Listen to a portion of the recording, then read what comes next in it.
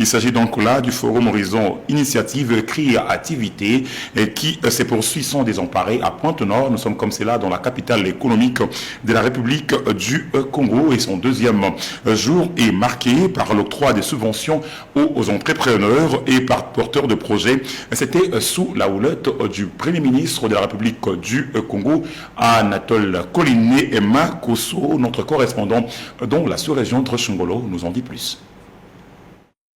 Le FIC fait encore bouger des lignes. Plus de 63 millions de francs CFA déboursés au bénéfice des très petites et moyennes entreprises. Un acte combien salutaire pour booster les emplois. Au total, 500 bénéficiaires se verront octroyer des chèques allant de 100 000 à 1 million de francs CFA. Cet échantillon de 10 est un signal fort de l'engagement constant du Forum Horizon Initiative et Créativité en faveur de l'entrepreneuriat et de l'innovation. Ce que je compte faire, c'est plus pour faire avancer mon activité, plus aller plus en avant pour la vente.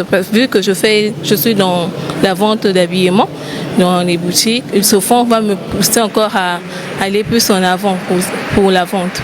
Cette garantie manifeste le partenariat entre le FIC et le FIGA, ici matérialisé à travers le projet Colissa, un programme du FIGA, Fonds d'impulsion de garantie d'accompagnement visant à faciliter l'accès au microcrédit pour les entrepreneurs et porteurs de projets afin de les aider à démarrer et développer leurs activités. Les bénéficiaires de ces fonds se verront épaulés techniquement par CODEL, une organisation de développement des entreprises locales. C'est tout le sens de cette signature entre le directeur du FIGA et le président du dit organe.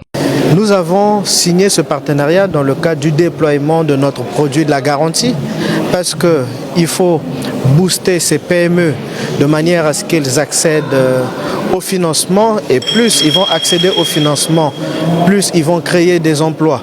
Le lien théorique-pratique était au rendez-vous à cette grand-messe, pendant que certains participants prenaient part à des ateliers structurants ponctués, entre autres sur le dispositif de formation et d'insertion professionnelle, d'autres par contre dans les stands bénéficiaires de formations pratiques, notamment sur la coupe et couture et la coiffure.